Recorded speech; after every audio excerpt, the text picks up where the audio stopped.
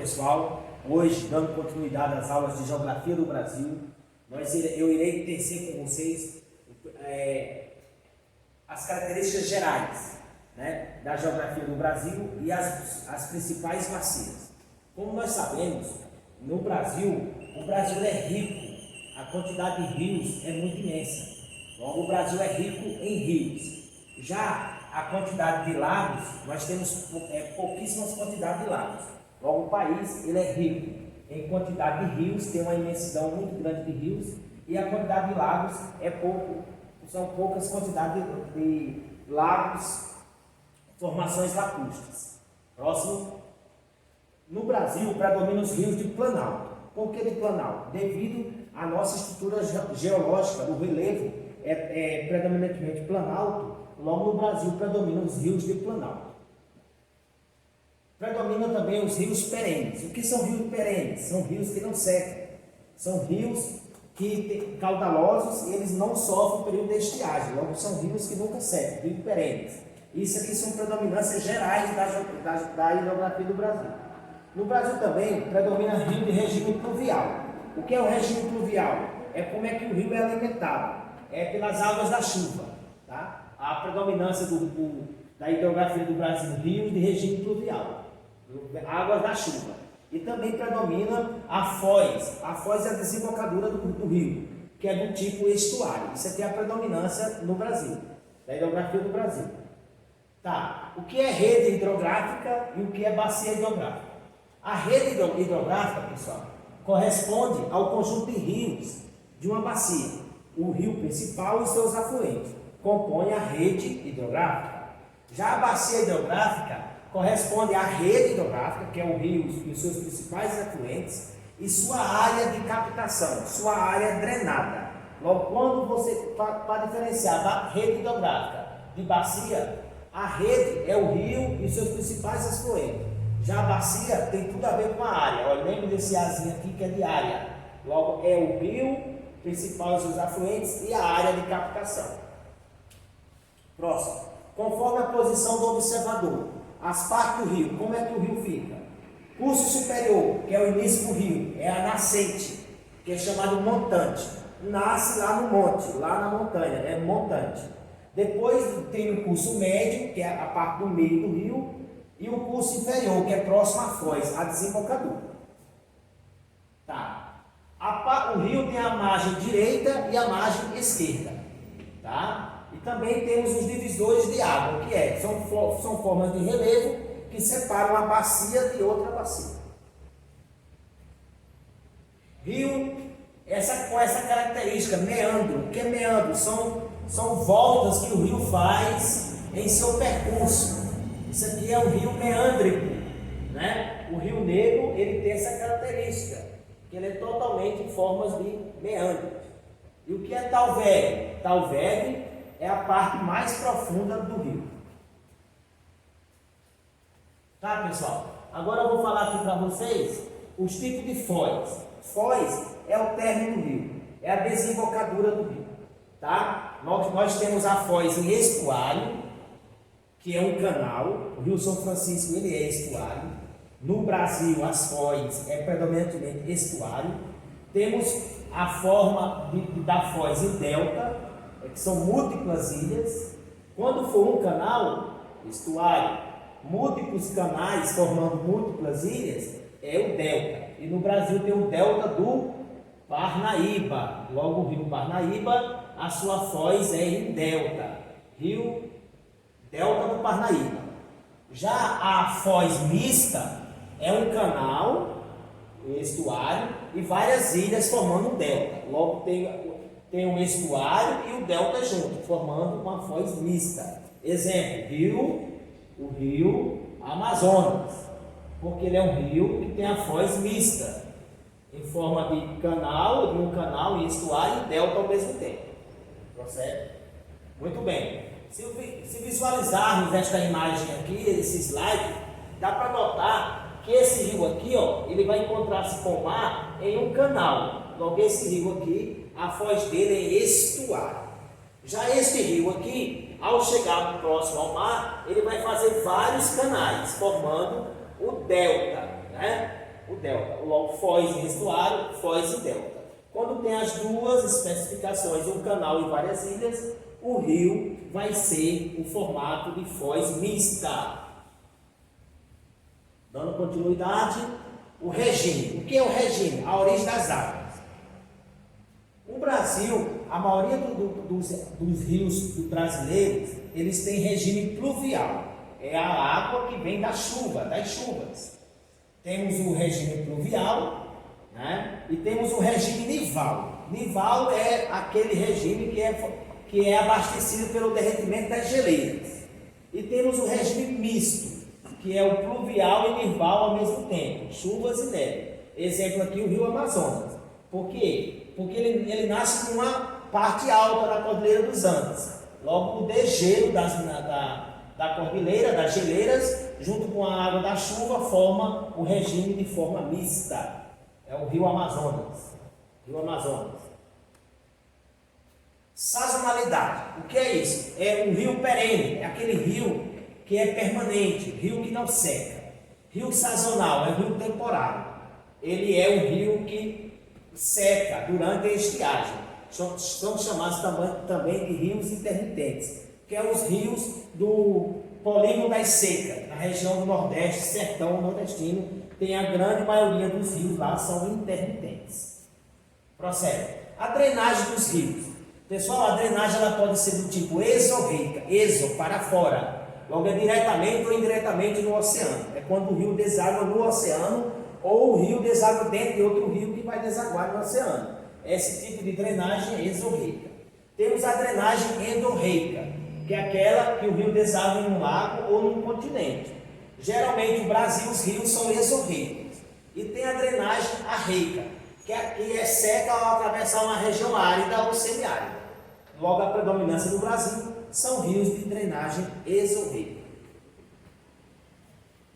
Nosso relevo, né? Temos rios de planaltos, e quando os rios de planalto, eles são favoráveis a quê? A geração de energia. É no rio de planalto que geralmente são instaladas as hidrelétricas, aproveitando a queda dos rios para a geração de energia elétrica.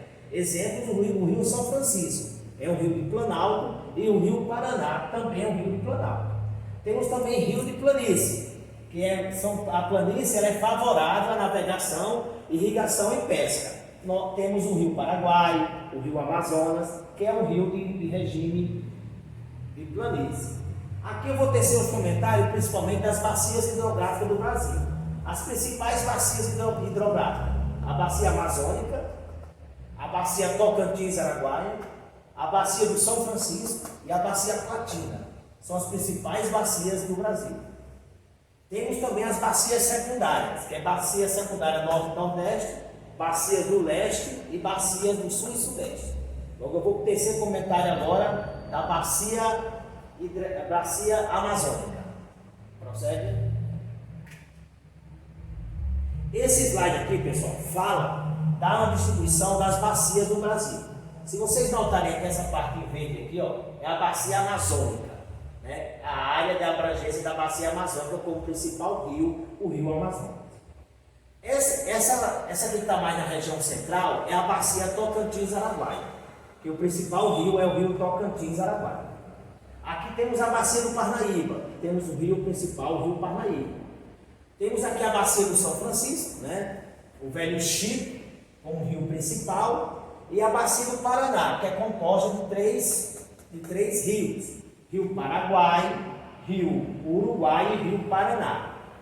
Temos Paraguai, Paraná e Uruguai, formando a bacia Platina. Essas três bacias formam a bacia Platina. Daí essas aqui são Atlântico, Nordeste Ocidental, Atlântico, Nordeste Oriental, Atlântico Leste, Atlântico Sudeste, Atlântico Sul. São as bacias secundárias, que não tem grande importância, mas tem que ser estudada também essas bacias secundárias. As principais é a Amazônia, Tocantins-Araguaia, bacia do Paraná, de uma forma, bacia Platina e a bacia do São Francisco. Muito bem, agora eu vou falar sobre a bacia amazônica, as principais características da bacia amazônica, né, pessoal? Temos que saber todos os itens referentes à bacia amazônica. Logo, ela é a maior bacia hidrográfica do mundo, devido à quantidade enorme de rios que compõem essa bacia, sendo que 65% de sua área pertence ao Brasil. Logo, uma área muito grande dessa bacia. Essa bacia, ela abrange os países vizinhos, a Colômbia, a Venezuela, a Bolívia, as Guianas. Logo, essa bacia, ela além de pertencer ao Brasil, ela também pertence aos países andinos. O Peru, onde ela nasce, ela tem o maior potencial de produção de energia. Ela tem o maior potencial, só que instalado é o menor instalado.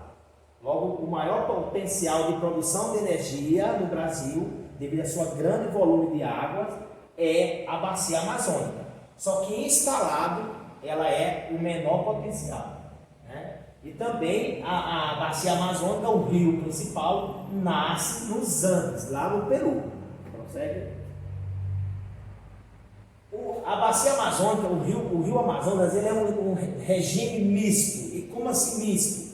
Ele é alimentado pela água da neve, do degelo das cordilheiras, né? E a chuva, logo por isso que ele é misto.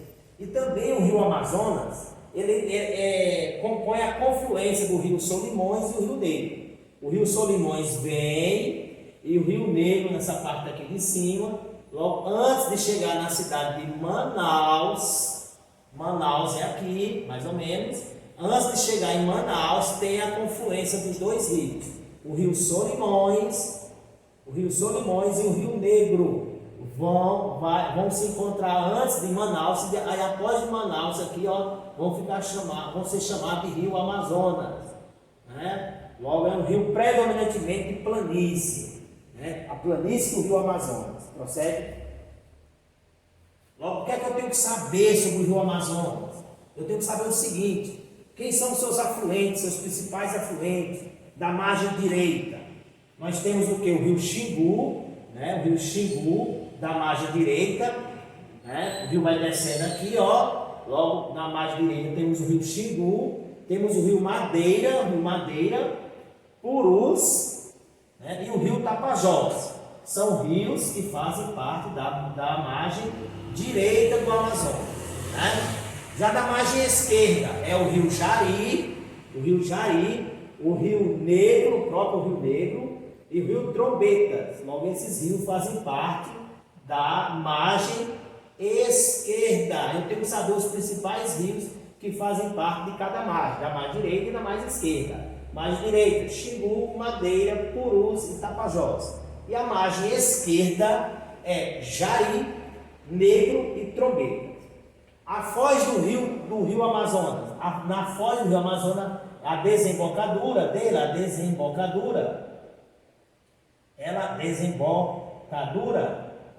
né, é mista. Essa foz é mista. Logo temos lá na desembocadura do rio Amazonas, temos o que? A ilha de Marajó. Na ilha de Marajó é onde tem a foz mista do rio Amazonas. A ilha de Marajó é uma ilha fluvio-marinha que nós temos. Prossegue. Muito bem. Nessa bacia do Amazonas, pessoal, a gente tem instalado várias hidrelétricas. A principal delas, né, é a Tucuruí, mas já foi feita essa usina de Belo Monte, no rio Xingu, na cidade de Altamira. Próximo a Altamira foi feita pelo governo a usina hidrelétrica de Belo Monte, no rio Xingu. E para fazer essa usina, como é uma região de planície, tem vários prós e vários contras. Quais são os prós? O desenvolvimento da região, né? Desenvolvimento econômico, né? E o que mais? Também a geração de emprego. E quais são os contras? A geração de emprego. Quais são os itens que são contra que a usina hidrelétrica de Belo Monte fosse feita na região? Contra. São os impactos ecológicos, impactos socioeconômicos, perda de vegetação, porque aqui na usina de Belo Monte vai ser feita uma barragem, e essa barragem vai cobrir uma grande área, de terra, as populações ribeirinhas vão ter que sair da sua área, logo vai ter um impacto ambiental muito grande. Também no Rio Madeira, que é um rio que é um rio da margem direita do Amazonas, tem a usina de Santo Antônio e Jirau. Logo, esses rios da bacia amazônica, eles compõem uma grande quantidade de hidrovia. Logo, a pessoa vai deslocar de uma cidade para outra na região norte, principalmente, onde a bacia amazônica está atuando, geralmente usa o rio como hidrovia. Próximo. Muito bem. Aí, o rio Amazonas, a bacia do Amazonas, tem vários impactos ambientais que podem causar pelo mau uso. Exemplo, a expansão das fronteiras agrícolas pode causar um impacto ambiental, como o desmatamento, o desflorestamento da floresta, o assoreamento dos rios, a expansão da pecuária. Isso aí vai causar impactos ambientais na bacia do Amazonas. Contaminação com agrotóxicos, o uso de modo indiscriminado, né? O uso dos garimpos, podendo contaminar os leitos dos rios, né? O lençol freático, tudo isso aqui causa impactos ambientais na bacia do Amazonas. Prossegue. Olhando aqui o mapa, na parte central, essa bacia aqui é a bacia Tocantins-Araguaia. Prossegue. Aqui nós temos aqui esse slide, a usina de Tucuruí. Essa usina é a maior usina hidrelétrica da bacia Tocantins-Araguaia. Bacia Tocantins-Araguaia. O que é que eu tenho que saber dessa bacia? Ela é a maior bacia genuinamente brasileira. Por que eu digo isso? Porque a bacia do Amazonas, ela não é genuinamente brasileira. Ela nasce lá na Cordilheira dos Andes. Logo, a bacia amazônica, ela tem seu percurso, tem uma parte dela em áreas internacionais. Logo, ela não é genuinamente brasileira. A maior bacia genuinamente brasileira é a bacia Tocantins-Araguaia. E a bacia Tocantins-Araguaia, ela é composta pelo rio Tocantins e pelo rio Araguaia. É isso? E nessa bacia temos a maior ilha fluvial, que é a ilha do Bananal, no rio Araguaia, no estado de Tocantins. Vamos não complicar. A maior ilha fluvial, ilha do Bananal. Em qual rio? Rio Araguaia. Em qual estado? Tocantins. E também na bacia Tocantins-Araguaia, nós temos a maior usina hidrelétrica genuinamente brasileira, usina de Tucuruí. Essa usina de Tucuruí, no rio Tocantins, ela vai abastecer o projeto Carajás. O que é o projeto Carajás? É a extração mineral na área ali do Pará. Logo, a usina de Tucuruí, ela foi, está naquela região para abastecer em energia esse projeto Carajás. Prossegue. Essa bacia Tocantins-Araguaia é a que sofre os maiores impactos provocados pelo desmatamento da floresta amazônica. Ela fica no arco do desmatamento, né? Aqui é a área da floresta amazônica e essa bacia ela fica nessa área aqui. Logo, ela fica na área do arco do desmatamento da floresta. Logo, é a que sofre os maiores impactos do desmatamento da floresta amazônica, é a bacia Tocantins-Araguaia. Muito bem. Se vocês notarem esse mapa aqui, aqui dá para visualizar que nós temos aqui o rio Tocantins, né? Ele nasce aqui em Goiás, ele sobe, né? E aqui o rio Araguaia, que nasce aqui no Mato Grosso. Olha, dá para visualizar aqui a ilha do Bananal. A ilha do Bananal, a maior ilha fluvial do mundo, que é no rio, essa ilha, que é no rio Araguaia, só que no estado de Tocantins. E o rio Tocantins, ele sobe, né? Aqui o Araguaia se encontra dentro com o Tocantins e continua Tocantins, até desaguar lá na ilha de Marajó. Aqui nesse percurso aqui temos o quê? A usina hidrelétrica de Tucuruí. Porque nessa área aqui do Pará, do projeto Carajás, que é a extração de minérios, essa usina irá abastecer essa área com energia. Se vocês visualizarem essa parte aqui que está tracejada, isso aqui é uma ferrovia Carajás São Luís, é onde vai escoar o minério de ferro por aqui. Logo temos Rio Tocantins e Rio Araguaia. Esses dois rios formam a bacia do Tocantins-Araguaia e temos como principal hidrelétrica a hidrelétrica de Tucuruí. Logo, essa aqui é a maior bacia genuinamente brasileira. Prossegue. Se visualizarmos esse mapa aqui, nós estamos notando aqui que nós temos aqui a bacia do Velho Chico, a bacia do Rio São Francisco. Próximo. O que é que eu tenho que saber? Quais são as principais características da bacia do São Francisco, pessoal? O Rio São Francisco, ele nasce na Serra da Canastra. Serra da Canastra no estado de Minas Gerais, né? Tá. Aí ele atravessa o estado de Minas Gerais, atravessa o estado da Bahia, o Pernambuco, Alagoas e Sergipe. Logo, o Rio São Francisco, ele abrange esses estados, né? A sua foz fica entre o estado de Alagoas e o estado do Sergipe. O Rio São Francisco, ele é um rio de planalto, tá, pessoal? Logo, ele tem um potencial hidráulico muito grande e ele tem várias usinas durante o seu percurso, né? E também o Rio São Francisco, a bacia do São Francisco, como o rio principal, o Rio Velho Chico, ele tem uma parte que é navegável, de Pirapora, Minas Gerais, a Juazeiro, na Bahia, é navegável, né? E esse rio atravessa o semiárido, né? O polígono das secas. É um rio perene, o Rio São Francisco. Polígono das secas, ele é perene, ele não seca, né? Ele atravessa o semiárido, né? Apesar de ser uma região árida, ele não é um rio intermitente, como é os rios do Nordeste, do interior do sertão. Não, ele é um rio perene, apesar de atravessar o sertão. E durante o seu percurso, o Rio São Francisco tem várias usinas. Tem a usina de Sobradinho, a usina Xingó, Paulo Afonso, Itaparica, Mochotó e o complexo Três Marias. Esse complexo de Três Marias é a única hidrelétrica do São Francisco na região sudeste, porque as demais hidrelétricas são na região nordeste. A única na região sudeste é o complexo de Três Marias. Prossegue? Muito bem. Tá, pessoal? Estamos aqui falando da bacia do São Francisco e temos um projeto que é a transposição do São Francisco. Em 2005 teve o início um polêmico projeto para fazer a transposição do São Francisco, das águas do São Francisco, que pretende transportar água do rio para alimentar açudes, rios temporários, né? Só vai desviar água no lugar de água escoar para o oceano, ela vai ter canais, vai ter dois canais, o eixo norte e o eixo leste, né?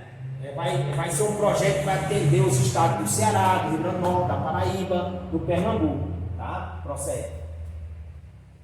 E esse projeto teve várias polêmicas quanto à transposição do rio.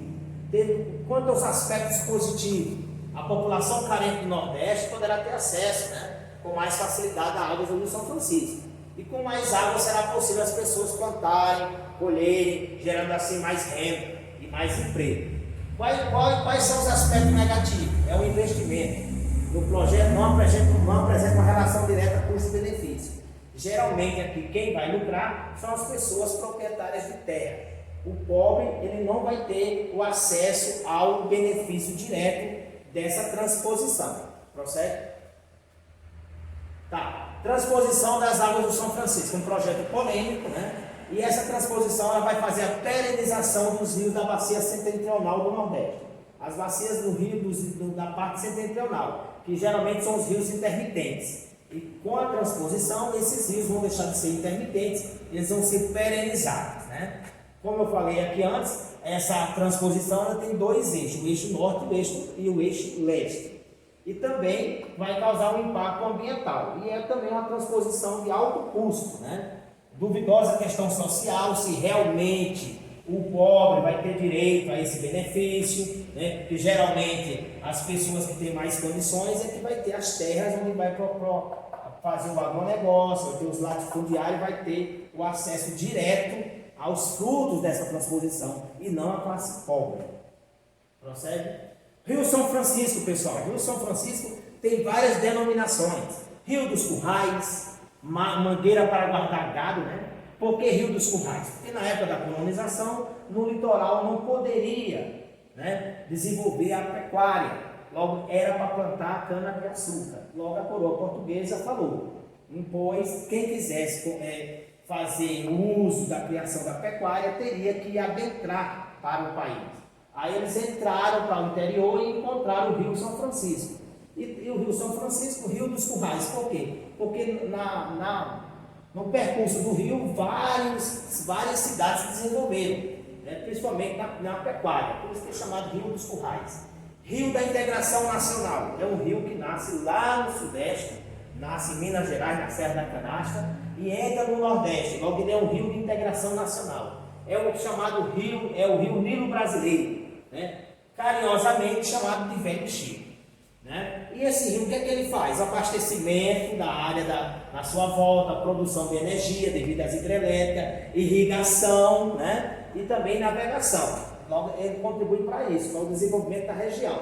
No curso médio do Rio São Francisco, tem o polo do perímetro irrigado, produz de alta tecnologia voltada para o mercado externo. O que é isso? No curso médio, pessoal, do Rio São Francisco, nós temos a cidade de Petrolina no Pernambuco, Petrolina e Juazeiro na Bahia.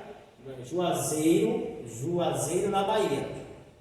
Né? Essas duas cidades desenvolveram o quê? A indústria do perímetro irrigado, a fruticultura, produzindo frutas para o comércio exterior. Logo, é manga, uva e etc.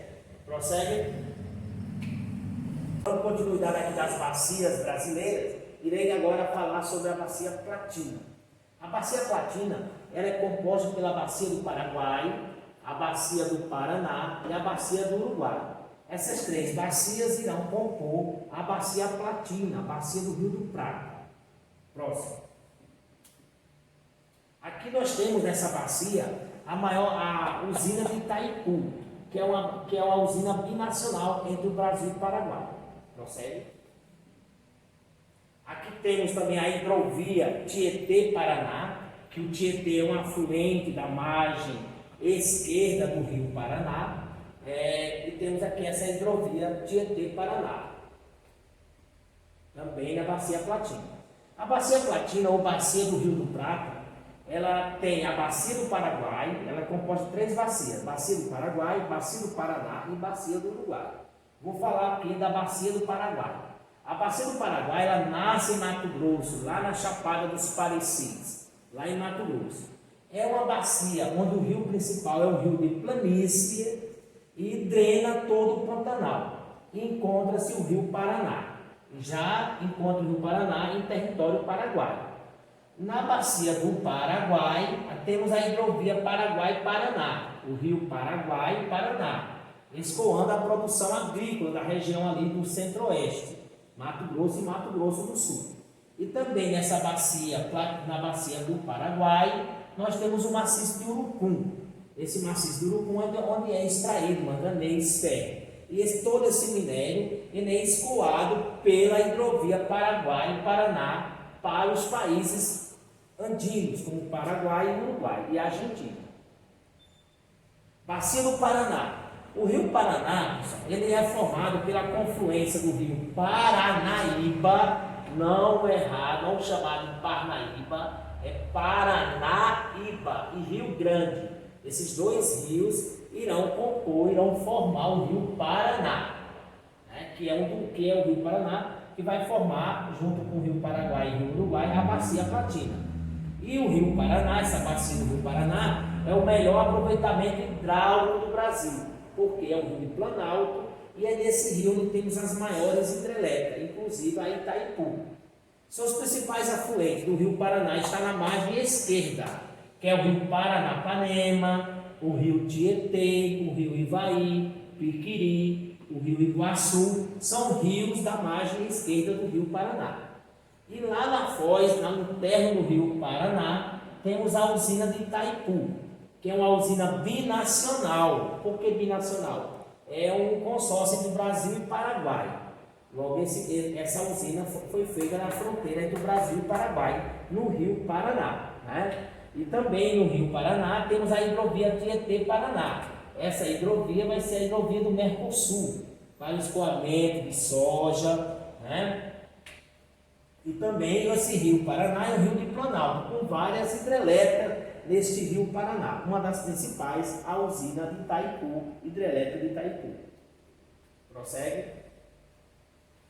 Temos também o Rio Uruguai. O Rio Uruguai ele serve de limite, é um rio que serve de limite entre o Rio Grande do Sul e Santa Catarina.